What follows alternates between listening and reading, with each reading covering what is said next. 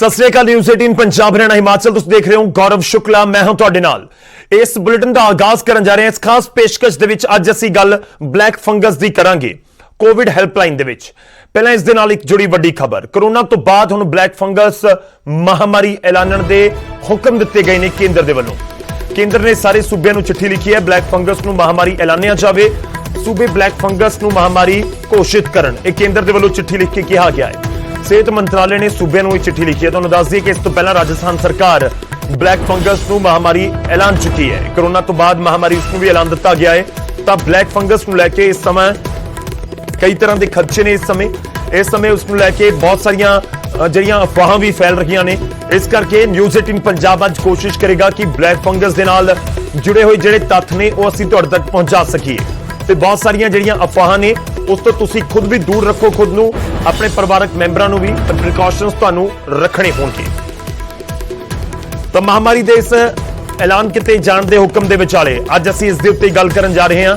खास तौर ते अखां नूं लैके बहुत सारे सवाल उठ रहे हैं ब्लैक फंगस नूं लैके। वो भी तुहानूं दस्सांगे कि अखां दे विच कि वाकई ही ब्लैक फंगस आ सकदा है, आ जांदा है, की हुंदा है, की उसदे लक्षण ने, हर एक चीज़ तुहाडे तक पहुंचाउण दी कोशिश होवेगी।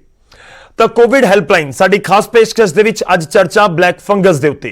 पंजाब दे विच भी ब्लैक फंगस दी एंट्री हो चुकी है या केस नज़र आ रहे हैं। ब्लैक फंगस दे पहला ही तुसीं कह सकते हो कि ऑलरेडी केसेस हुंदे ने। गुआंढी सूबे हरियाणा दे विच दिनों दिन मामले वध रहे हैं। इसलिए अहम हो जाता है कि तुहानूं ब्लैक फंगस के बारे असीं जागरूक करिए। ब्लैक फंगस की हुंदा है, इसके शुरुआती लक्षण की ने, क्यों ब्लैक फंगस की बीमारी फैल रही है, कितनी को सीरीयस है, गंभीर है, इसके पिछे मुख्य कारण की ने, ते होर बहुत सारे सवाल जो तुहाडे मन दे विच भी होणगे तुसीं अज पुछ सकदे हो। डॉक्टर्स साडे नाल, एक्सपर्ट्स साडे नाल होणगे कोविड हैल्पलाइन दे विच। नंबर तुहाडी टीवी स्क्रीन दे उत्ते, इस नंबर दे उत्ते कॉल करके तुसीं साडे नाल गलबात कर सकदे हो। मैं गलबात नूं शुरू करा। साडे नाल डॉक्टर पुनीत जुड़ रहे हैं। सब तो पहला उन्हां दा स्वागत सर, बहुत बहुत स्वागत है डॉक्टर पुनीत तुहाडा न्यूज़ 18 पंजाब दे उत्ते इस पेशकश दे विच। Good afternoon sir. Very good afternoon ji. ਅਸੀਂ शुरुआत करांगे, पर उस तो पहला जो मैं कहा कि आइज़ दे उत्ते किस तरीके नाल इंपैक्ट करदा है ब्लैक फंगस, कुछ ग्राफिक्स के जरिए वो चीज़ां दिखाने हैं। तो उस तो बाद डॉक्टर साहब दे नाल गलबात करांगे। तुहाडीआं फोन कॉल्स का भी सानूं इंतजार रहेगा। तो ब्लैक फंगस का असीं जिक्र करते हैं कि अखां दे उत्ते किस तरीके नाल इफेक्ट करदा है। फेस दे उत्ते खास तौर पर कहा जाता है कि ब्लैक फंगस नजर आउंदा है। अखां दे उत्ते किस तरीके नाल प्रभाव करदा, अखां लाल रहिंदियां ने जेकर, अखां दे विच सोजिश जेकर आ रही है, स्वेलिंग हो रही है, अखां दी रोशनी घट रही है, जो रोशनी यानी कि जो विजिबिलिटी घट रही है, अखां दे विच दर्द रहिंदा है, जलन हो रही है, अखां बंद करन जां खोलण दे उत्ते परेशानी हुंदी है, भारी भारी अखां रहिंदियां ने, चेहरे दे उत्ते नज़र आउंदे ने सब तो पहला लक्षण, अखां दे नेड़े काले धब्बे पै जाना, ये सारे अखां दे उत्ते जिहड़े इंपैक्ट ने ब्लैक फंगस दे वो असीं तुहानूं दस रहे हां। जे इस तरह की तुहानूं कोई प्रॉब्लम है तो जरूर डॉक्टर दे नाल कंसल्ट करो। शुरुआत करते हैं डॉक्टर पुनीत, मैं अखां तो ही शुरुआत करन जा रहा। आइज़ दे उत्ते सब तो ज्यादा इंपैक्ट ब्लैक फंगस का किवें तुसीं देखदे हो इस पूरी बीमारी नूं? सब तो पहला तो यही जानना चाहुंदे हां कि कोई भी शख्स इसकी लपेट च आ सकदा है या कोई खास बीमारी नाल पीड़ित या कोविड पेशेंट्स ही इसकी लपेट दे विच मौजूदा समय च आ रहे हैं? देखो, जो म्यूकोरमाइकोसिस डिजीज है ये हुण तो नहीं है, पहले भी डिजीज प्रेवलेंट सी, लेकिन इन्हां दे इंसीडेंस हुण इंक्रीज हो गए ने। ते इन्हां ये डिजीज तां किसी भी नूं ही अफेक्ट कर सकदी है, लेकिन एक कुछ खास कैटेगरी दे पीपल्स ने जिन्हां नूं इन्हां दे होण दे चांसेस ज्यादा ने। जिवें कोई इम्यूनो कंप्रोमाइज स्टेट दे पेशेंट्स हुंदे ने जिन्हां दी बॉडी च डिजीज नूं लड़न दी इम्यूनिटी शक्ति थोड़ी हुंदी है। ते जिवें कि आपां देख सकदे हां डायबिटिक पेशेंट ने, इन्हां दी इम्यूनिटी डिजीज तो लड़न तो क्षमता जिहड़ी हुंदी है थोड़ी हुंदी है, जिन्ना कारण ये डिजीज इन्हां नूं जल्दी कैच कर लैंदी है। कोई कैंसर पेशेंट्स ने, कोई ऑर्गन ट्रांसप्लांट पेशेंट्स ने जिन्हां दे रीनल ट्रांसप्लांट होया है, उस पेशेंट्स नूं इन्हां दे होण दे चांसेस ज्यादा ने। कोई ब्लड कैंसर्स दे पेशेंट ने, उस पेशेंट्स नूं इन्हां दे होण दे चांसेस ज्यादा ने। या पेशेंट्स कोई लॉन्ग एक्टिंग स्टेरॉइड्स मेडिसिन्स ले रहे ने, उन्हां नूं होण दे चांसेस ज्यादा ने। कोई भी इम्यूनोसप्रेसेंट्स ड्रग्स चल रही होणगियां ਜਿਹੜੇ कि अपनी बॉडी की इम्यूनिटी ਨੂੰ ਸਪਰੈਸ ਕਰ ਦੇਣਗੇ, बीमारी ਨਾਲ ਲੜਨ ਦੀ क्षमता ਨੂੰ डिक्रीज कर देणगे, उस पेशेंट्स ਨੂੰ ਇਹ ਹੋਣ ਦੇ ਚਾਂसेस ਜ਼ਿਆਦਾ ਨੇ ਐਜ਼ ਕੰਪੇਅਰ ਟੂ ਅਦਰ। ठीक है सर, कॉलर साडे नाल जुड़ने शुरू हो चुके हैं। मैं विचाले सवाल जरूर पूछता रहांगा। ब्लैक फंगस को लैके बहुत सारे लोगों के दिलों के इस समय खदशे ने। साडे नाल पहले कॉलर ने खन्ना तो रणदीप सिंह जी। रणदीप जी स्वागत है तुहाडा, की पूछना चाहुंदे? नमस्कार सर। ਨਮਸਕਾਰ ਜੀ। ਸਰ ਮੈਂ ਪੁੱਛਣਾ ਚਾਹੁੰਦਾ ਵੀ ਮੇਰੇ ਇਨਲਾਜ ਦੇ ਵਿੱਚ ਇਹ ਬਿਮਾਰੀ ਆ ਜੀ ਉਹ ਪੀਜੀਆਈ ਦੇ ਵਿੱਚ ਆਪਰੇਟ ਉਹਨਾਂ ਦਾ ਹੋ ਚੁੱਕਿਆ ਜੀ। ਪਰ ਜੋ ਉਹਨਾਂ ਨੂੰ ਐਂਟੀਬਾਇਓਟਿਕ ਟੀਕੇ ਲੱਗ ਰਹੇ ਨੇ ਉਹ ਸਰ ਮਿਲ ਨਹੀਂ ਰਹੇ ਕਿਤੋਂ। ਜੇ ਮਿਲਦੇ ਨੇ ਤਾਂ ਬੜੇ ਬਲੈਕ 'ਚ ਮਿਲਦੇ ਨੇ, 8-8000 ਦਾ ਮਿਲਦਾ, ਨਹੀਂ ਉਹ ਮਿਲ ਨਹੀਂ ਰਹੇ ਵੀ ਉਹ ਕਿੱਥੋਂ ਮਿਲਣਗੇ। ਉਹਦਾ ਕੋਈ ਹੱਲ ਦੱਸੋ, ਸੋਲੂਸ਼ਨ ਦੱਸੋ ਉਹਦਾ। ਜਦੋਂ ਇੱਕ ਪੀਜੀਆਈ ਦੇ ਵਿੱਚ ਨਹੀਂ ਬੰਦੇ ਨੂੰ ਮਿਲ ਰਹੇ ਤਾਂ ਹੋਰ ਕਿੱਥੋਂ ਮਿਲਣਗੇ ਜੀ। ਬਿਲਕੁਲ ਰਣਦੀਪ ਜੀ, ਸ਼ੁਕਰੀਆ ਸਾਡੇ ਨਾਲ ਜੁੜਨ ਦੇ ਲਈ। ਦੋ ਚੀਜ਼ਾਂ ਹੈਗੀਆਂ ਨੇ, ਇੱਕ ਤਾਂ ਬਹੁਤ ਕਲੀਅਰ ਹੈ ਕਿ ਇਹ ਪੂਰਾ ਐਡਮਿਨਿਸਟ੍ਰੇਸ਼ਨ ਦਾ ਕੰਮ ਹੈਗਾ ਕਿ ਵਾਕਈ ਉਹਨਾਂ ਦੇ ਵੱਲੋਂ ਨਹੀਂ ਇਸ ਦੇ ਉੱਤੇ ਕੋਈ ਧਿਆਨ ਦਿੱਤਾ ਜਾ ਰਿਹਾ। ਡਾਕਟਰ ਸਾਹਿਬ ਸਾਡੇ ਨਾਲ ਨੇ। ਡਾਕਟਰ ਸਾਹਿਬ, ਆਵਾਜ਼ ਆਈ ਹੋਏਗੀ ਜਿਹੜੇ ਸਾਡੇ ਨਾਲ ਦਰਸ਼ਕ ਜੁੜੇ ਸੀ ਉਹਨਾਂ ਦੀ। ਸਰ ਕੋਈ ਬਦਲ ਵੀ ਹੁੰਦਾ, ਕਈ ਵਾਰੀ ਹੁੰਦਾ ਕਿ ਸੇਮ ਸਾਲਟ ਦੀ ਚੀਜ਼, ਇੱਕ ਚੀਜ਼ ਬਹੁਤ ਮਹਿੰਗੀ ਮਿਲ ਰਹੀ ਹੈ, ਇੱਕ ਇੰਜੈਕਸ਼ਨ ਬਹੁਤ ਸਸਤਾ ਮਿਲ ਰਿਹਾ, ਕੋਈ ਇਸ ਤਰੀਕੇ ਨਾਲ ਵੀ ਹੈ? ਨਹੀਂ ਸਰ, ਐਮਫੋਟੈਰਿਸਿਨ ਦੋ ਤਰ੍ਹਾਂ ਦੇ ਇੰਜੈਕਸ਼ਨਸ ਨੇ, ਇੱਕ ਲਾਈਪੋਸੋਮਲ, ਇੱਕ ਪਲੇਨ। ਲੇਕਿਨ ਜਿਹੜਾ ਪਲੇਨ ਇੰਜੈਕਸ਼ਨ ਹੈ ਨੋ ਡਾਊਟ ਉਹ ਐਜ਼ ਕੰਪੇਅਰ ਟੂ ਲਾਈਪੋਸੋਮਲ ਇੰਜੈਕਸ਼ਨ ਨਾਲੋਂ ਚੀਪ ਹੈ। ਲੇਕਿਨ ਪ੍ਰੋਬਲਮ ਹੈ ਜਿਹੜਾ ਉਹ ਪਲੇਨ ਇੰਜੈਕਸ਼ਨ ਹੈ ਉਹਦੀ ਬ੍ਰੇਨ ਚ ਪੈਨੀਟ੍ਰੇਸ਼ਨ, ਸੀਐਨਐਸ ਪੈਨੀਟ੍ਰੇਸ਼ਨ ਥੋੜੀ ਹੈ। ਉਸ ਇੰਜੈਕਸ਼ਨ ਨੂੰ ਆਪਾਂ ਫਿਰ ਯੂਜ਼ ਕਰਨ ਚਾਹਨੇ, ਉਹਦੀ potency as compare to normal plain amphotericin ਨਾਲ ਥੋੜੀ ਹੈ ਜੀ। ਤੇ ਜੇ ਪੇਸ਼ੈਂਟ ਨੂੰ ਕੋਈ ਕਿਡਨੀ ਪ੍ਰੋਬਲਮ ਹੈ, ਜੇ ਰੀਨਲ ਜਿਹਦੇ ਪੈਰਾਮੀਟਰਸ ਠੀਕ ਨਹੀਂ, ਤਾਂ ਉਸ ਕੰਡੀਸ਼ਨ 'ਚ ਵੀ ਆਪਾਂ ਪਲੇਨ ਐਮਫੋਟੈਰਿਸਿਨ ਨਹੀਂ ਦੇ ਸਕਦੇ ਜੀ। ਤੇ ਇਸ ਵਾਸਤੇ ਜਿਹੜਾ ਥੋੜਾ ਰੇਟ ਤਾਂ ਜ਼ਰੂਰ ਜ਼ਿਆਦਾ ਹੈ ਨਾਰਮਲ ਪਲੇਨ ਐਮਫੋਟੈਰਿਸਿਨ ਨੂੰ ਲਾਈਪੋਸੋਮਲ ਐਮਫੋਟੈਰਿਸਿਨ ਦਾ, ਲੇਕਿਨ ਜਿਹੜੀ ਲਾਈਪੋਸੋਮਲ ਐਮਫੋਟੈਰਿਸਿਨ ਹੈ ਇਫੈਕਟਿਵ ਉਹੀ ਹੈ ਐਜ਼ ਕੰਪੇਅਰ ਟੂ ਪਲੇਨ ਜੀ। ਇੱਕ ਹੋਰ ਕਾਲਰ ਸਾਡੇ ਨਾਲ ਨੇ, ਸਿਮਰਨ ਵੋਰਾ ਜੀ ਮੁਕਤਸਰ ਤੋਂ ਨੇ। ਸਿਮਰਨ ਜੀ ਸਵਾਗਤ ਹੈ, ਕੀ ਪੁੱਛਣਾ ਚਾਹੁੰਦੇ?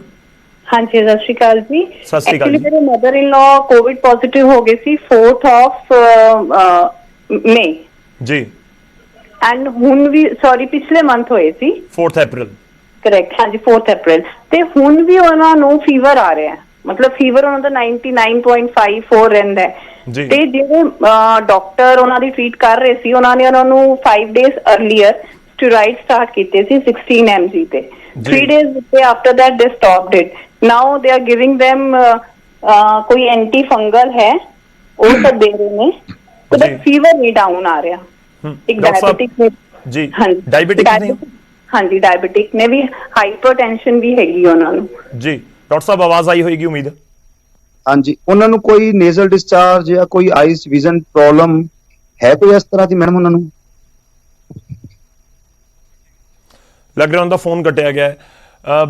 डॉक्टर साहब वो ਸਾਡੇ ਨਾਲ ਇਸ ਸਮੇਂ ਫੋਨ ਲਾਈਨ ਤੇ ਤਾਂ ਨਹੀਂ ਨੇ, ਤੁਸੀਂ ਦੱਸ ਦਿਓ ਕਿ ਜੇਕਰ ਕੀ ਇਸ ਸਮੇਂ ਉਹ ਪ੍ਰੀਕਾਸ਼ਨਸ ਲੈਣ, ਖਾਸ ਤੌਰ ਤੇ ਜੇ ਫੀਵਰ ਉਹਨਾਂ ਦਾ ਨਹੀਂ ਉਤਰ ਰਿਹਾ। ਦੇਖੋ ਹਰ ਫੀਵਰ ਨੂੰ ਆਪਾਂ ਮਿਊਕਰਮਾਈਕੋਸਿਸ ਨਾਲ ਨਾ ਜੋੜੀਏ, ਫੀਵਰ ਦੇ ਤਾਂ ਕਈ ਕਾਰਨ ਨੇ, ਲੇਕਿਨ ਜੇ ਫੀਵਰ ਦੇ ਨਾਲ ਮਿਊਕਰਮਾਈਕੋਸਿਸ ਦੇ ਸਿੰਪਟਮਸ ਨੇ ਤਾਂ ਆਪਾਂ ਨੂੰ ਉਹਦੇ ਨਾਲ ਕੋਰਿਲੇਟ ਕਰਨਾ ਚਾਹੀਦਾ ਹੈ। ਜਿਵੇਂ ਕਿ ਮਿਊਕਰਮਾਈਕੋਸਿਸ ਦੇ ਸਿੰਪਟਮ ਤੁਸੀਂ ਵੀ ਦੱਸੇ ਨੇ, ਉਹਦੇ ਚ ਆਈਜ਼ ਦੀ ਵਿਜ਼ਨ ਪ੍ਰੋਬਲਮ ਆ ਜਾਂਦੀ ਹੈ ਜੀ, ਪੇਸ਼ੈਂਟ ਨੂੰ ਡਬਲ ਵਿਜ਼ਨ ਹੋ ਜਾਂਦੀ ਹੈ ਤੇ ਆਈਜ਼ ਦੀ ਰੈਡਨੈਸ ਹੋ ਜਾਂਦੀ ਹੈ ਜੀ, ऑर्बिटल पेन होनी शुरू हो जाती है जी, नेजल चो डिस्चार्ज आना शुरू हो जाता है ब्लैक या ब्राउन जी, फेस दी डिस्कलरेशन शुरू हो जाती है। ठीक है, ये सिम्पटम्स जे नाल कोरिलेशन है ने तां तां आपां नूं एंटी म्यूकरमाइकोसिस दा डायग्नोसिस प्रिजम्पटिवली सोचना चाहिए, अदरवाइज नहीं। ठीक है, मैं सर दोनों नूं मिला के भी देखा 4 अप्रैल नूं वो कह रहे ने कि कोविड पॉजिटिव होए सी, जो आप 15-17 दिन लगाइए तो अराउंड 1 महीना पहला वो कोविड वाला जिहड़ा पूरा दौर है उसदे विचों बाहर आ गए होणगे। हुण भी उस दे नाल रिलेट किया जाए मौजूदा स्थिति नूं उन्हां दी? देखो हुण उन्हां नूं स्टेरॉइड ऐड कीते ने जी, पोस्ट कोविड भी म्यूकरमाइकोसिस हो सकता है, पेशेंट्स नूं हो रहे ने, ड्यूरिंग कोविड भी हो जाता जे कोई इम्यूनो कंप्रोमाइज स्टेट दे पेशेंट्स होण जिवें कि डायबिटिक्स जी, ਤਾਂ ਇਹ ਤਾਂ ਕਹਿਣਾ ਨਹੀਂ ਬਿਨਾ ਪੇਸ਼ੈਂਟ ਦੇ ਐਗਜ਼ਾਮੀਨੇਸ਼ਨ ਜਾਂ ਬਿਨਾ ਪੇਸ਼ੈਂਟ ਦੇ ਸਿੰਪਟਮ ਤੋਂ ਕਹਿਣਾ ਵੀ ਉਹਨੂੰ ਮਿਊਕਰਮਾਈਕੋਸਿਸ ਹੈ ਜਾਂ ਨਹੀਂ ਹੈ ਪੋਸੀਬਲ ਨਹੀਂ ਹੈ, ਲੇਕਿਨ ਪੋਸਟ ਕੋਵਿਡ ਵੀ ਪੇਸ਼ੈਂਟ ਨੂੰ ਮਿਊਕਰਮਾਈਕੋਸਿਸ ਹੋ ਰਿਹਾ ਹੈ ਜੀ। ਡਾਕਟਰ ਸਾਹਿਬ ਮੈਂ ਇੱਕ ਹੋਰ ਐਡ ਕਰ ਦਵਾਂ ਸਵਾਲ ਕਿ ਜਿਹੜੇ ਕੋਵਿਡ ਪੇਸ਼ੈਂਟਸ ਨੇ ਉਹਨਾਂ ਦਾ ਫੀਵਰ ਨਹੀਂ ਉਤਰ ਰਿਹਾ, ਬਹੁਤ ਸਾਰੇ ਪੇਸ਼ੈਂਟਸ ਦੀ ਜਿਹੜੀਆਂ ਪ੍ਰੋਬਲਮਸ ਉਹਨਾਂ ਨੂੰ ਫੇਸ ਕਰਨੀਆਂ ਪੈ ਰਹੀਆਂ, ਬਹੁਤ ਸਾਰੀਆਂ ਸ਼ਿਕਾਇਤਾਂ ਆ ਰਹੀਆਂ ਨੇ, ਕਿ ਇਹ ਇੱਕ ਬਲੈਕ ਫੰਗਸ ਦੇ ਸਾਈਨਸ ਹੈਗੇ ਨੇ ਕਿ ਜੇ ਤੁਹਾਡਾ ਫੀਵਰ ਨਹੀਂ ਉਤਰ ਰਿਹਾ, ਖਾਸ ਤੌਰ ਤੇ 10 ਦਿਨ ਹੋ ਗਏ ਨੇ, 15 ਦਿਨ ਹੋ ਗਏ ਨੇ, ਲੋਕ ਬਹੁਤ ਕਹਿ ਰਹੇ ਨੇ ਕਿ ਸਾਡਾ 100 ਹੈ 101 ਹੋ ਜਾਂਦਾ ਹੈ, 1-2 ਦਿਨ ਉਤਰਦਾ ਉਸ ਤੋਂ ਬਾਅਦ ਦੁਬਾਰਾ ਫੀਵਰ ਹੋ ਜਾਂਦਾ ਹੈ। ਨਹੀਂ, ਇਕੱਲੇ ਫੀਵਰ ਨਾਲ ਬਲੈਕ ਫੰਗਸ ਡਾਇਗਨੋਸਿਸ ਨਹੀਂ ਬਣਾਇਆ ਜਾ ਸਕਦਾ ਸਰ ਜੀ, ਐਸੋਸੀਏਟਿਡ ਸਿੰਪਟਮਸ ਜ਼ਰੂਰੀ ਨੇ ਉਹਨਾਂ ਦੇ ਨਾਲ ਹੋਣੇ। ਠੀਕ ਹੈ, ਤੇ ਸਰ ਫਿਰ ਇਹ ਜਿਹੜਾ ਫੀਵਰ ਨਹੀਂ ਉਤਰ ਰਿਹਾ ਕੋਵਿਡ ਦੇ ਦੌਰਾਨ ਉਸ ਨੂੰ ਕਿਵੇਂ ਤੁਸੀਂ ਦੇਖਦੇ ਹੋ? ਜਿਵੇਂ ਮੈਂ ਉਹੀ ਤੁਹਾਨੂੰ ਸਿੰਪਟਮਸ ਦੱਸਿਆ ਸੀਗਾ ਵੀ ਨੇਜ਼ਲ ਦੇ ਸਿੰਪਟਮਸ ਨੇ। ਜਿਹੜਾ ਮਿਊਕਰਮਾਈਕੋਸਿਸ ਹੈ ਕਈ ਤਰ੍ਹਾਂ ਦਾ ਹੁੰਦਾ ਹੈ, ਜੀ। ਰਾਈਨੋ ਔਰਬਿਟੋ ਸੈਰੀਬਰਲ, ਆਈਜ਼ ਨੂੰ, ਨੋਜ਼ ਨੂੰ ਜਾਂ ਬ੍ਰੇਨ ਨੂੰ, ਜਾਂ ਲੰਗਸ ਨੂੰ, ਪਲਮਨਰੀ, ਜਾਂ ਕੁਟੇਨੀਅਸ ਹੈ ਆਪਣੇ ਸਕਿਨ ਨੂੰ, ਜਾਂ ਗੈਸਟ੍ਰੋਇੰਟੇਸਟਾਈਨਲ ਹੈ ਪੇਟ ਨੂੰ, ਜੀ, ਜਾਂ ਡਿਸੈਮੀਨੇਟਡ ਹੈ ਆਲਰੇਡੀ ਕਿੱਥੇ ਬੜੀ ਜਗ੍ਹਾ ਤੇ ਸਪਰੈਡ ਕਰ ਜਾਂਦਾ ਹੈ। ਤੇ ਜੇ ਇਹਨਾਂ ਨਾਲ ਸਿਰਫ ਫੀਵਰ ਦੇ ਇਲਾਵਾ ਕੋਈ ਹੋਰ ਸਿੰਪਟਮ ਨਹੀਂ ਹੈਗਾ ਤਾਂ ਆਪਾਂ ਮਿਊਕਰਮਾਈਕੋਸਿਸ ਨਹੀਂ ਕਹਿ ਸਕਾਂਗੇ ਜੀ। ਚਲੋ ਇੱਕ ਹੋਰ ਕਾਲਰ ਸਾਡੇ ਨਾਲ ਨੇ ਸਰ, ਆਪਾਂ ਨੂੰ ਦੇ ਟੈਸਟ ਕਰਵਾਉਣੇ ਚਾਹੀਦੇ। ਜੀ ਸਰ, ਮੈਂ ਤੁਹਾਡੇ ਕੋਲ ਵਾਪਸ ਆਉਣਾ। ਇੱਕ ਹੋਰ ਕਾਲਰ ਸਾਡੇ ਨਾਲ ਨੇ ਮਲੋਟ ਤੋਂ। ਸਵਾਗਤ ਹੈ, ਤੁਸੀਂ ਆਪਣਾ ਨਾਮ ਦੱਸ ਦਿਓ ਤੇ ਸਵਾਲ ਪੁੱਛ ਸਕਦੇ ਹੋ। ਹਾਂਜੀ ਗੌਰਵ ਜੀ, ਮੈਂ ਆਪਣਾ ਡਾਕਟਰ ਨੂੰ ਪੁੱਛਣਾ ਚਾਹੁੰਦਾ ਸੀ ਵੀ ਜਿਸ ਤਰ੍ਹਾਂ ਕਹਿੰਦੇ ਵੀ ਕਰੋਨਾ ਹਵਾ 'ਚ ਹੈ ਜੀ। ਇਹ, ਅਸੀਂ ਸਵੇਰ 5:30-6 ਵਜੇ ਸੈਰ ਨੂੰ ਜਾਂਦੇ ਹਾਂ ਕਿ ਅਸੀਂ ਆਕਸੀਜਨ ਲੈਣ ਜਾਂਦੇ ਹਾਂ ਕਿ ਉਹ ਯਾਨੀ ਕਿ ਜਿਵੇਂ ਕਿਤੇ ਹਵਾ 'ਚ ਹੈ ਕਿ ਸਵੇਰ ਮਾਸਕ ਲਾਉਣਾ ਜ਼ਰੂਰੀ ਹੁੰਦਾ ਹੈ ਕਿ ਕੋਈ ਵੀ ਇੰਨੀ ਹੈ ਨਹੀਂ ਇਹ ਗੱਲ? ਡਾਕਟਰ ਸਾਹਿਬ ਦੇਖੋ, ਸਪੋਰਸ ਨੇ, ਫੰਗਲ ਸਪੋਰਸ, ਇਹ ਐਵਰੀਵੇਅਰ এনवायरमेंट 'ਚ ਪ੍ਰੈਜ਼ੈਂਟ ਨੇ ਜੀ। ਮਾਸਕ ਤਾਂ ਦੇਖੋ ਪਾਣਾ ਆਪਣਾ ਵੈਸੇ ਹੀ ਜ਼ਰੂਰੀ ਹੈ ਅੱਜ ਕੱਲ। ਬਿਨਾ ਮਾਸਕ ਦੇ ਤਾਂ ਆਪਾਂ ਕੋਸ਼ਿਸ਼ ਕਰੀਏ ਘਰ ਤੋਂ ਬਾਹਰ ਨਾ ਨਿਕਲੀਏ ਜੀ, ਲੇਕਿਨ ਇਹ ਫੰਗਲ ਉਹਨੂੰ ਹੀ ਇਫੈਕਟ ਕਰੇਗਾ ਜਿਨ੍ਹਾਂ ਦੀ ਇਮਿਊਨਿਟੀ ਡਿਕਰੀਜ਼ਡ ਹੈ।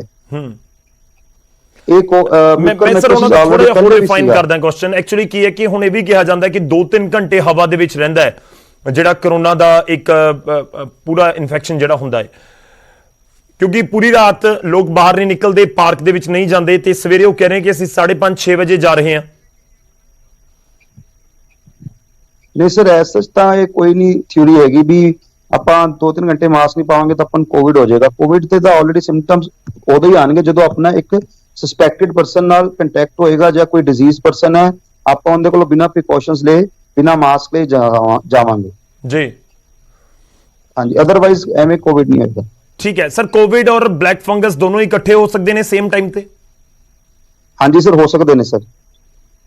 ਜੀ ਸਰ, ਇੱਕ ਥੋੜਾ ਜਿਹਾ ਤੁਹਾਡੀ ਤਸਵੀਰ ਵੀ ਸਾਡੇ ਤੱਕ ਨਹੀਂ ਸਹੀ ਤਰੀਕੇ ਨਾਲ, ਆਵਾਜ਼ ਤੁਹਾਡੀ ਠੀਕ ਆ ਰਹੀ ਹੈ, ਹੁਣ ਮੈਨੂੰ ਲੱਗ ਰਿਹਾ ਕਿ ਬੈਟਰ ਹੈ। ਸਰ ਇੱਕ ਹੋਰ ਸਵਾਲ ਹੈ, ਸਾਡੇ ਕਾਲਰ ਸਾਡੇ ਨਾਲ ਜੁੜਨਗੇ ਫੋਨ ਲਾਈਨ ਦੇ ਉੱਤੇ ਬਲੈਕ ਫੰਗਸ ਨੂੰ ਲੈ ਕੇ ਹੀ, ਕਿ ਬਲੈਕ ਫੰਗਸ ਜੇ ਕਿਸੇ ਸ਼ਖਸ ਦੀ ਕੋਈ ਸਿੰਪਟਮਸ ਨਹੀਂ ਹੈਗੇ ਫੇਸ ਦੇ ਉੱਤੇ, ਖਾਸ ਤੌਰ ਤੇ ਫੇਸ ਤੇ ਮੈਂ ਕਹਿ ਰਿਹਾ, ਜਾਂ ਬਾਡੀ ਦੇ ਉੱਤੇ ਕਿਤੇ ਵੀ, ਤੇ ਉਹਨਾਂ ਦਾ ਫੀਵਰ ਡਾਊਨ ਨਹੀਂ ਜਾ ਰਿਹਾ, ਤਾਂ ਉਹਨਾਂ ਨੂੰ ਕੀ ਕਰਨਾ ਚਾਹੀਦਾ ਜਿਹੜੇ ਕੋਵਿਡ ਦੇ ਇਸ ਸਮੇਂ ਪੇਸ਼ੈਂਟਸ ਨੇ? ਬਹੁਤ ਸਾਰੇ ਲੋਕਾਂ ਨੂੰ ਇਹ ਦਿੱਕਤ ਹੋ ਰਹੀ ਹੈ। ਸਰ, ਕੋਵਿਡ ਦਾ ਫੀਵਰ ਮੇਨ ਸਿੰਪਟਮ ਹੈ। ਕਈਆਂ ਨੂੰ ਤਾਂ ਦੇਖੋ 2-3 ਦਿਨ ਤੋਂ ਬਾਅਦ ਹੀ ਫੀਵਰ ਠੀਕ ਹੋ ਜਾਂਦਾ ਹੈ, ਪਰਸਿਸਟ ਨਹੀਂ ਕਰਦਾ। ਕਈਆਂ ਨੂੰ ਫੀਵਰ 10 ਡੇਜ਼ ਤੋਂ ਬਾਅਦ ਵੀ ਰਹਿੰਦਾ ਹੈ। ਲੇਕਿਨ ਕੱਲੇ ਫੀਵਰ ਨਾਲ ਤੁਸੀਂ ਬਲੈਕ ਫੰਗਸ ਨਹੀਂ ਕੋਰਿਲੇਟ ਕਰ ਸਕਦੇ ਅਨਲੈਸ ਅੰਟਿਲ ਤੁਹਾਨੂੰ ਐਸੋਸੀਏਟਡ ਕੋਈ ਹੋਰ ਸਿੰਪਟਮਸ ਨਹੀਂ ਹੈਗੇ ਜੀ। ਐਸੋਸੀਏਟਡ ਸਿੰਪਟਮਸ ਹੈ ਆਲਰੇਡੀ ਤੁਹਾਨੂੰ ਦੱਸੇ ਨੇ, ਉਹੀ ਨੇਜ਼ਲ ਦੇ ਤੇ ਆਈ ਦੇ ਰੈਡਨੈਸ, ਡਿਸਕਲੇਸ਼ਨ, ਤੇ ਆਪਣੇ ਆਈਜ਼ ਦੀ ਵਿਜ਼ਨ ਪ੍ਰੋਬਲਮ ਹੋ ਜਾਂਦੀ ਹੈ, ਡਬਲ ਦਿਖਣਾ ਸ਼ੁਰੂ ਹੋ ਜਾਂਦਾ ਹੈ, ਆਈਜ਼ ਰੈਡ ਹੋ ਜਾਂਦੀਆਂ, ਪਰਸਿਸਟੈਂਟ ਹੈਡੇਕ ਰਹਿਣ ਲੱਗ ਜਾਂਦੀ ਹੈ ਪੇਸ਼ੈਂਟਸ ਨੂੰ, ਜਿਹੜੀ ਨਾਰਮਲ ਰਿਲੀਵ ਨਹੀਂ ਹੋ ਰਹੀ ਮੈਡੀਸਿਨ ਤੋਂ। ਉਸ ਕੰਡੀਸ਼ਨ 'ਚ ਫਿਰ ਆਪਾਂ ਨੂੰ ਡਾਕਟਰ ਨੂੰ ਦਿਖਾਣਾ ਚਾਹੀਦਾ ਹੈ ਤੇ ਡਾਕਟਰ ਉਹਨਾਂ ਦੇ ENT ਸਰਜਨ ਉਹਨਾਂ ਦਾ ਐਗਜ਼ਾਮਿਨ ਦੇਖਣਗੇ, ਕੋਈ ਉਹਨਾਂ ਦੇ ਸੱਚ ਕੋਈ ਨੇਜ਼ਲ 'ਚ ਕੋਈ ਪ੍ਰੋਬਲਮ ਤਾਂ ਨਹੀਂ ਹੈ ਜਿੰਦੇ ਕੋਈ ਸਵੈਬ ਵਗੈਰਾ ਲੈਣ ਦੀ ਜ਼ਰੂਰਤ ਤਾਂ ਨਹੀਂ ਹੈ। ਠੀਕ ਹੈ, ਇੱਕ ਹੋਰ ਕਾਲਰ ਨੇ ਸਰ ਸਾਡੇ ਨਾਲ, ਉਹਨਾਂ ਤੋਂ ਵੀ ਉਹਨਾਂ ਦਾ ਸਵਾਲ ਲੈ ਲਈਏ। ਮਨੀਸ਼ ਨੇ ਸਾਡੇ ਨਾਲ, ਮਨੀਸ਼ ਕੁਮਾਰ ਫਾਜ਼ਿਲਕਾ ਤੋਂ। ਮਨੀਸ਼ ਜੀ ਸਵਾਗਤ ਹੈ, ਕੀ ਪੁੱਛਣਾ ਚਾਹੁੰਦੇ ਤੁਸੀਂ? ਸਰ ਮੈਂ ਇਹ ਪੁੱਛਣਾ ਚਾਹੁੰਦਾ ਸੀ ਇਹ ਜਿਹੜਾ ਬਲੈਕ ਫੰਗਸ ਇਸ ਦੇ ਬਚਾਅ ਲਈ ਕੀ ਕਰਨਾ ਚਾਹੀਦਾ? ਜੀ ਡਾਕਟਰ ਸਾਹਿਬ, ਬੜਾ ਬੇਸਿਕ ਸਵਾਲ ਹੈ ਪਰ ਬਹੁਤ ਇੰਪੋਰਟੈਂਟ ਹੈ ਕਿ ਜਿਨ੍ਹਾਂ ਨੂੰ ਕੋਈ ਪ੍ਰੋਬਲਮ ਨਹੀਂ, ਕੋਈ ਫੀਵਰ ਨਹੀਂ, ਕੋਈ ਹੋਰ ਦਿੱਕਤ ਨਹੀਂ, ਕੋਈ ਕੋਵਿਡ ਨਹੀਂ, ਉਹ ਬਲੈਕ ਫੰਗਸ ਤੋਂ ਕਿਵੇਂ ਬਚਣ, ਕਿ ਉਹਨਾਂ ਨੂੰ ਵੀ ਸੋਚਣ ਦੀ ਜ਼ਰੂਰਤ ਹੈ ਬਲੈਕ ਫੰਗਸ ਬਾਰੇ ਜਿਸ ਤਰੀਕੇ ਨਾਲ ਅੱਜ ਅਸੀਂ ਕਰੋਨਾ ਬਾਰੇ ਸੋਚ ਰਹੇ ਹਾਂ। ਡੈਫੀਨੇਟਲੀ ਸਰ, ਬਲੈਕ ਫੰਗਸ ਤੋਂ ਆਪਣੇ ਬਚਣ ਵਾਸਤੇ ਆਪਾਂ ਨੂੰ ਬੇਸਿਕਲੀ ਆਪਣੀ ਇਮਿਊਨਿਟੀ ਇਨਕਰੀਜ਼ ਹੋਣੀ ਚਾਹੀਦੀ ਹੈ ਤੇ ਬਲੈਕ ਫੰਗਸ ਆਪਾਂ ਨੂੰ ਨਾ ਹੋਏ ਇਹਦੇ ਵਾਸਤੇ ਆਪਾਂ ਨੂੰ ਸੋਚਣਾ ਚਾਹੀਦਾ। ਸਪੋਜ਼ ਕਰੋ ਕਿਸੇ ਪੇਸ਼ੈਂਟ ਨੂੰ ਕੋਵਿਡ ਹੋ ਜਾਂਦਾ ਹੈ, ਉਹ ਪੇਸ਼ੈਂਟ ਦੇਖਦਾ ਵੀ ਬਾਕੀਆਂ ਨੂੰ ਵੀ ਕੋਵਿਡ ਹੈ, ਉਹਨੇ ਸਟੀਰੋਇਡ ਲਿੱਤੇ ਤਾਂ ਮੈਂ ਵੀ ਸਟੀਰੋਇਡ ਲੈਣਾ ਜੀ। ਹਾਲਾਂਕਿ ਇਹ ਜ਼ਰੂਰੀ ਨਹੀਂ ਹੈ ਵੀ ਉਸ ਪੇਸ਼ੈਂਟ ਨੂੰ ਸਟੀਰੋਇਡ ਦੀ ਜ਼ਰੂਰਤ ਸੀਗੀ ਜਾਂ ਨਹੀਂ ਸੀਗੀ, ਲੇਕਿਨ ਇੱਕ ਆਪਣੀ ਮੈਂਟੈਲਿਟੀ ਬਣ ਗਈ ਵੀ ਉਹ ਪੇਸ਼ੈਂਟ ਸਟੀਰੋਇਡ ਨਾਲ ਠੀਕ ਹੋਇਆ ਤਾਂ ਆਪਾਂ ਵੀ ਸਟੀਰੋਇਡ ਨਾਲ ਠੀਕ ਹੋ ਜਾਵਾਂਗੇ ਜੀ। ਤਾਂ ਆਪਾਂ ਅਨਨੈਸੈਸਰੀਲੀ ਸਟੀਰੋਇਡ ਜਿਹੜੇ ਕਿ ਆਪਣੇ ਇਮਿਊਨਿਟੀ ਨੂੰ ਡਿਕਰੀਜ਼ ਕਰ ਦਿੰਦੇ ਨਾ ਲਈਏ। ਇੱਕ ਹੋਰ ਗੱਲ, ਆਪਾਂ ਪ੍ਰੋਪਰ ਆਪਦੀ ਡਾਈਟ ਰੱਖੀਏ ਜੀ। ਮਤਲਬ ਇਮਿਊਨਿਟੀ ਤੁਹਾਨੂੰ ਸਟਰੋਂਗ ਰੱਖਣੀ ਹੀ ਹੋਏਗੀ, ਚਾਹੇ ਉਹ ਕੋਈ ਵੀ ਡਿਜ਼ੀਜ਼ ਵਾਸਤੇ ਹੈ। ਬਿਲਕੁਲ, ਕੋਵਿਡ ਦੇਖ ਲਈਏ ਜਾਂ ਫਿਰ ਬਲੈਕ ਫੰਗਸ ਦੇਖ ਲਈਏ। ਨਹੀਂ ਸਰ, ਮੈਂ ਇਸ ਦੇ ਵਿੱਚ ਐਡ ਇੱਕ ਹੋਰ ਕਾਲਰ ਨੇ ਸਾਡੇ ਨਾਲ, ਮੈਂ ਉਹਨਾਂ ਦੇ ਨਾਲ ਗੱਲ ਕਰਾਂਗਾ, ਪਰ ਉਸ ਤੋਂ ਪਹਿਲਾਂ ਕਿ ਬਲੈਕ ਫੰਗਸ ਹਵਾ ਦੇ ਵਿੱਚ ਫੈਲਦਾ ਕਿ ਇਸ ਤਰੀਕੇ ਦੀ ਵੀ ਕੋਈ ਸਟੱਡੀ ਹੈ ਕਿ ਬਲੈਕ ਫੰਗਸ ਫੈਲਦਾ ਕਿਵੇਂ, ਕਿ ਇੱਕ ਬੰਦਾ ਦੂਜੇ ਬੰਦੇ ਤੋਂ ਇਨਫੈਕਟਡ ਹੋ ਸਕਦਾ ਕਿ ਨਹੀਂ ਹੋ ਸਕਦਾ? ਸਰ ਸਪੋਰਸ ਇਹ ਸਪੋਰਸ ਨੇ ਸਰ ਜਿਹੜੇ এনवायरमेंट 'ਚ ਐਗਜ਼ਿਸਟ ਕਰ ਰਹੇ ਨੇ ਜੀ ਇਨਹੇਲ ਹੋਣਗੇ, ਆਪਾਂ ਇਨਹੇਲ ਕਰਾਂਗੇ, ਉਹ ਆਪਣੇ ਇਨਹੇਲ ਹੋਣ ਤੋਂ ਬਾਅਦ ਹੀ ਆਪਣੇ ਰੈਸਪੀਰੇਟਰੀ ਸਿਸਟਮ 'ਚ ਨੋਜ਼ ਦੇ ਥਰੂ ਅੱਗੇ ਡਿਜ਼ੀਜ਼ ਦਾ ਰੂਪ ਧਾਰਨ ਕਰਨਗੇ। ਠੀਕ ਹੈ ਲੇਕਿਨ ਜੇ ਸਪੋਰਸ ਆਪਣੇ ਨਾਰਮਲੀ ਵੀ ਆਪਾਂ ਸਪੋਰਸ ਹੋ ਸਕਦਾ ਇਨਹੇਲ ਕਰਨ, ਲੇਕਿਨ ਜੇ ਆਪਣੀ ਇਮਿਊਨਿਟੀ ਗੁੱਡ ਹੈ ਤਾਂ ਆਪਾਂ ਨੂੰ ਮਿਊਕਰਮਾਈਕੋਸਿਸ ਨਹੀਂ ਹੋਏਗੀ। ਜੀ ਠੀਕ ਹੈ, ਮੈਂ ਇसी ਪੁਆਇੰਟ ਦੇ ਉੱਤੇ ਦੁਬਾਰਾ ਆਉਂਗਾ ਸਰ। ਇੱਕ ਕਾਲਰ ਨੇ ਸਾਡੇ ਨਾਲ, ਆਪਾਂ ਉਹਨਾਂ ਦੇ ਨਾਲ ਗੱਲ ਕਰ ਲਈਏ। ਜਲਾਲਾਬਾਦ ਤੋਂ ਸੌਰਭ ਸਾਡੇ ਨਾਲ ਜੁੜ ਰਹੇ ਨੇ। ਸੌਰਭ ਸਵਾਗਤ ਹੈ, ਕੀ ਪੁੱਛਣਾ ਚਾਹੁੰਦੇ ਤੁਸੀਂ? सर फंगस जो ब्लैक है ਜੀ ਜੀ ਟੀਵੀ ਸੈੱਟ ਦਾ ਵੋਲਿਊਮ ਬੰਦ ਕਰਨਾ ਹੋਏਗਾ ਤਾਂ ਹੀ ਗੱਲਬਾਤ ਹੋ ਸਕੇਗੀ। ਸੌਰਭ ਤੁਹਾਡੀ ਆਵਾਜ਼ ਆ ਰਹੀ ਹੈ? चूज कर हो गई। ਠੀਕ ਹੈ, ਸ਼ੁਕਰੀਆ। ਡਾਕਟਰ ਸਾਹਿਬ ਉਹੀ ਜਿਹੜੀ ਗੱਲ ਪਹਿਲਾਂ ਪੁੱਛੀ ਜਾ ਰਹੀ ਸੀਗੀ, ਜਿਹੜੀ ਮੈਂ ਵੀ ਜ਼ਿਕਰ ਕੀਤਾ ਕਿ ਕਿਵੇਂ ਫੈਲਦਾ ਹੈ, ਤੁਸੀਂ ਕਿਹਾ ਕਿ ਇਨਹੇਲ ਕਰਕੇ ਇਹ ਬਲੈਕ ਫੰਗਸ ਨੂੰ ਰੋਕਿਆ ਜਾ ਸਕਦਾ ਹੈ। ਲੋਕ ਇਹ ਵੀ ਜਾਣਨਾ ਚਾਹੁੰਦੇ ਨੇ ਕਿ ਜੇ ਇਹ ਪਹਿਲਾਂ ਤੋਂ ਹੀ ਐਗਜ਼ਿਸਟ ਕਰਦੀ ਹੈ ਬਿਮਾਰੀ ਬਲੈਕ ਫੰਗਸ, ਪਰ ਹੁਣ ਇਸ ਦੇ ਕੇਸਿਸ ਕਿਉਂ ਵੱਧ ਰਹੇ ਨੇ?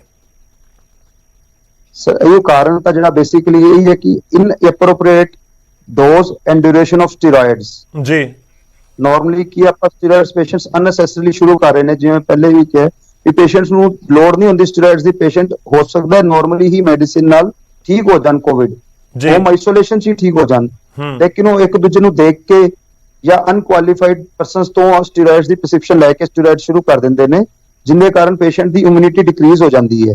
ਜੀ ਸੈਕੰਡਲੀ ਜਿਹੜੇ ਐਲਡਰਲੀ ਪੋਪੂਲੇਸ਼ਨ ਨੇ ਉਹ ਸਟੀਰੋਇਡਸ ਖਾ ਰਹੇ ਨੇ, ਹੋ ਸਕਦਾ ਉਹਨਾਂ ਨੂੰ ਲੋੜ ਹੋਏ, ਲੇਕਿਨ ਜੇ ਨਹੀਂ ਲੋੜ, ਉਹ ਖਾਣ ਤੋਂ ਬਾਅਦ ਉਹਨਾਂ ਦੀ ਜਿਹੜੀ ਹੈ ਸ਼ੂਗਰ ਅਨਕੰਟਰੋਲਡ ਹੋ ਜਾਂਦੀ ਹੈ ਤੇ ਇੱਕ ਇਹ ਵੀ ਪਲੇਟਫਾਰਮ ਬਣ ਜਾਂਦਾ ਹੈ ਫੰਗਸ ਇਨਫੈਕਸ਼ਨ ਵਾਸਤੇ, ਜਿਹੜੇ 2 ਮੇਜਰ ਕਾਰਨ।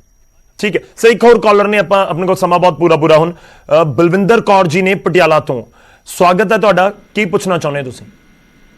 ਡਾਕਟਰ ਮੈਂ ਇਹ ਪੁੱਛਣਾ ਚਾਹੁੰਦੀ ਹਾਂ ਕਿ ਮੇਰਾ ਨਾ ਬਲੱਡ ਜਿਹੜਾ ਹੈ ਉਹ ਗਾੜਾ ਸੀ ਤੇ ਮੈਨੂੰ ਉਹ ਵੈਕਸੀਨ ਲੈਣੀ ਚਾਹੀਦੀ ਹੈ ਜਾਂ ਨਹੀਂ ਲੈਣੀ ਚਾਹੀਦੀ? ਤੁਸੀਂ ਕੋਈ ਦਵਾਈ ਲੈਣੇ ਹੋ ਖੂਨ ਪਤਲਾ ਕਰਨ ਵਾਲੀ? ਨਹੀਂ, ਮੈਨੂੰ ਅਜੇ ਤੱਕ ਕੋਈ ਦਿੱਤੀ। ਮੈਨੂੰ ਕੋਵਿਡ ਹੋਇਆ ਸੀ ਜੀ, ਉਸ ਸਮੇਂ ਮੇਰੇ ਪੇਟ 'ਚ 5 ਇੰਜੈਕਸ਼ਨ ਲੱਗੇ ਸੀ ਜੀ ਜੀ, ਤੇ ਉਸ ਤੋਂ ਬਾਅਦ ਦਿੱਤੀ ਉਹਨਾਂ ਨੇ ਕੋਈ ਵੀ ਟੈਬਲੇਟ ਵਗੈਰਾ। ਡਾਕਟਰ ਸਾਹਿਬ ਉਮੀਦ ਹੈ ਉਹਨਾਂ ਦੀ ਆਵਾਜ਼ ਤੁਹਾਡੇ ਤੱਕ ਪਹੁੰਚੀ ਹੋਏਗੀ। ਸਰ ਇੱਕ ਕੁਐਸਚਨ ਦੁਬਾਰਾ ਕਲੈਰੀਫਾਈ ਕਰ ਦਿਓ। ਜੀ, ਉਹ ਕਹਿੰਦੇ ਨੇ ਕਿ ਉਹਨਾਂ ਦਾ ਖੂਨ ਗਾੜਾ ਹੈ ਤੇ ਮੈਂ ਵੀ ਸਵਾਲ ਕੀਤਾ ਸੀ ਕਿ ਆਮ ਤੌਰ ਤੇ ਲੋਕ ਖੂਨ ਪਤਲਾ ਕਰਨ ਵਾਲੀ ਦਵਾਈ ਟੈਬਲੇਟਸ ਲੈਂਦੇ ਆ, ਉਹ ਕਹਿੰਦੇ ਕਿ ਨਾਲ ਮੈਂ ਕੋਈ ਨਹੀਂ ਲੈ ਰਹੀ। ਉਹਨਾਂ ਨੂੰ ਕੋਵਿਡ ਹੋਇਆ ਸੀ ਤੇ ਉਹਨਾਂ ਦੇ 5 ਇੰਜੈਕਸ਼ਨ ਲੱਗੇ ਸੀ, ਇਹ ਉਹਨਾਂ ਦਾ ਕਹਿਣਾ ਹੈ, ਜਿਹੜੇ ਪਟਿਆਲਾ ਤੋਂ ਕਾਲਰ ਸੀ ਸਾਡੇ ਨਾਲ, ਤੇ ਉਹਨਾਂ ਨੂੰ ਵੈਕਸੀਨ ਲਗਵਾਉਣੀ ਚਾਹੀਦੀ ਹੈ ਕਿ ਨਹੀਂ? ਸਰ ਜਿਹੜਾ ਵੀ ਕੋਈ ਪੇਸ਼ੈਂਟ ਖੂਨ ਪਤਲਾ ਕਰਨ ਦੀ ਮੈਡੀਸਿਨ ਲੈ ਰਿਹਾ ਤਾਂ ਉਹਨੂੰ ਕੋਵਿਡ ਦੀ ਵੈਕਸੀਨ ਲੱਗਣੀ ਚਾਹੀਦੀ ਹੈ। ਜੀ ਨਹੀਂ, ਉਹ ਮੈਡੀਸਿਨ ਤਾਂ ਨਹੀਂ ਲੈ ਰਹੇ।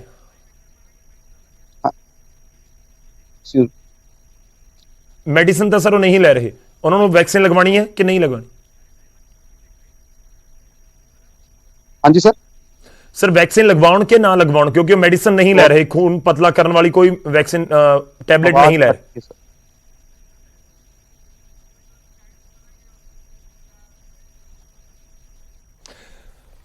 ਚਲੋ ਲੱਗ ਰਿਹਾ ਕਿ ਉਹਨਾਂ ਤੱਕ ਆਵਾਜ਼ ਨਹੀਂ ਪਹੁੰਚ ਰਹੀ, ਪਰ ਉਹਨਾਂ ਨੇ ਜਿੰਨਾ ਇਹ ਕਿਹਾ ਕਿ ਜੇਕਰ ਕੋਈ ਖੂਨ ਪਤਲਾ ਕਰਨ ਵਾਲੀ ਵੀ ਦਵਾਈ ਲੈ ਰਿਹਾ। ਡਾਕਟਰ ਸਾਹਿਬ ਮੇਰੀ ਆਵਾਜ਼ ਜੇਕਰ ਆ ਰਹੀ ਹੈ ਤਾਂ ਦੱਸ ਦਿਓ, ਬਲਵਿੰਦਰ ਜੀ ਤੱਕ ਪਹੁੰਚਣਾ ਜ਼ਰੂਰੀ ਹੈ ਕਿ ਵੈਕਸੀਨ ਉਹ ਲੈਣ ਕਿ ਨਾ ਲੈਣ। ਆਵਾਜ਼ ਸਰ ਤੁਹਾਡੀ ਆਵਾਜ਼ ਆ ਰਹੀ ਹੈ, ਹੁਣ ਆ ਰਹੀ ਹੈ ਆਵਾਜ਼ ਤੁਹਾਡੀ?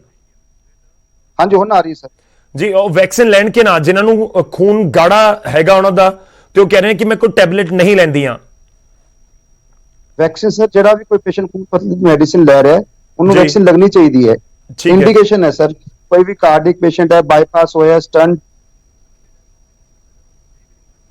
जी चलो सर, शुक्रिया, बहुत बहुत धन्यवाद जी, धन्यवाद डॉक्टर साहब ਸਾਡੇ ਨਾਲ ਜੁੜਨ ਦੇ ਲਈ। ਥੋੜਾ ਜਿਹਾ ਨੈਟਵਰਕ ਇਸ਼ੂ ਕੋਈ ਲੱਗ ਰਿਹਾ ਹੈ, ਪਰ ਉਹਨਾਂ ਨੇ ਆਪਣੀ ਗੱਲ ਦੱਸ ਦਿੱਤੀ ਹੈ। ਉਮੀਦ ਹੈ ਕਿ ਬਲਵਿੰਦਰ ਕੌਰ ਜੀ ਤੱਕ ਗੱਲ ਪਹੁੰਚੀ ਹੋਏਗੀ ਕਿ ਤੁਸੀਂ ਵੈਕਸੀਨ ਲਗਵਾਉਣੀ ਹੈ।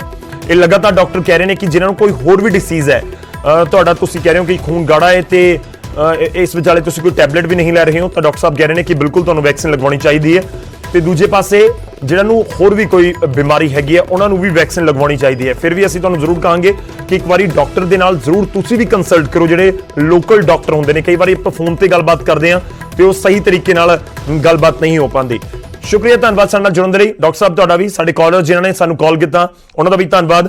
ਸਾਡੀ ਇਹ ਲਗਾਤਾਰ ਕੋਸ਼ਿਸ਼ ਹੈ ਕਿ ਅਸੀਂ ਆਪਣੇ ਦਰਸ਼ਕਾਂ ਦੇ ਸਵਾਲ ਉਹਨਾਂ ਤੱਕ, ਉਹਨਾਂ ਦੇ ਜਵਾਬ ਪਹੁੰਚਾ ਸਕੀਏ ਐਕਸਪਰਟਸ ਦੇ ਜ਼ਰੀਏ, ਕਿਉਂਕਿ ਇਸ ਸਮੇਂ कोरोना या फिर ब्लैक फंगस ਦੀ ਬਿਮਾਰੀ ਦੀ ਇੱਕ ਪਾਸੇ ਟੈਨਸ਼ਨ ਹੈ, ਪਰ ਜਿਹੜੀਆਂ ਅਫਵਾਹਾਂ ਫੈਲ ਰਹੀਆਂ ਨੇ ਉਹ ਜ਼ਿਆਦਾ ਟੈਨਸ਼ਨ ਨੂੰ ਵਧਾ ਰਹੀਆਂ ਨੇ। ਫਿਲਹਾਲ ਇਸ ਗੱਲਬਾਤ 'ਚ ਨਹੀਂ, ਇੱਕ ਛੋਟੇ ਜਿਹੇ ਬ੍ਰੇਕ ਲਈ ਰੁਕਦੇ ਹਾਂ। ਬ੍ਰੇਕ ਤੋਂ ਬਾਅਦ ਵਾਪਸ ਆਵਾਂਗੇ ਕੁਝ ਹੋਰ ਖਬਰਾਂ।